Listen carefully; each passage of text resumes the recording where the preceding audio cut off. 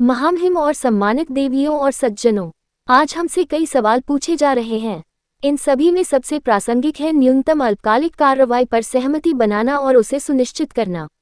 मेरे विचार में न्यूनतम अल्पकालिक कार्रवाई जिसे हमें प्राथमिकता देने और मिलकर काम करने की आवश्यकता है, वह जलवायु वित्तपोषण की परिभाषा है। मैं दृढ़ता से महसूस करता हूं कि यह सबसे मौलिक परिणाम है जिसका हम सभी लक्ष्य रख सकते हैं, जो उचित जलवायु वित्तपोषण की दिशा में बाद की कार्रवाई के लिए स्वचालित रूप से मार्ग प्रशस्त करेगा। परिभाषा न होने के कारण उस मामले पर विश्वास और पारदर्शिता की कमी होती है जो बेहद स्पष्ट होना चाहिए। OECD के अनुसार 2020 में विकसित देशों द्वारा प्रदान और जुटाए गए जलवायु वित्त का अनुमान लगभग 83 बिलियन अमेरिकी डॉलर था, जबकि ऑक्सफैम की जलवायु वित्त रिपोर्ट से अनुमान लगाया जाए तो ये राशि 21 से 24.5 बिलियन अमेरिकी डॉलर थी। जलवायु वित्तपोषण की परिभाषा जो जलवायु विशिष्टता, नए और अतिरिक्त प्रवाह और अत्यधिक रियायती शर्तों पर अनुदान आधारित और संसाधनों को ध्यान में रखती है।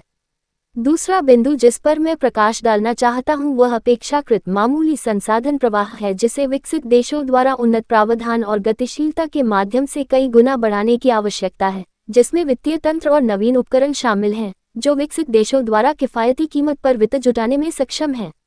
वित्त का प्रवाह अपतटीय पवन, बैटरी भंडारण जैसी प्रौद्योगिकी तक पहुंच के साथ होना चाहिए। इनके अभाव में विकासशील देशों के लिए UNFCCC और पेरिस समझौते पर अपनी प्रतिबद्धताओं को पूरा करना संभव नहीं होगा।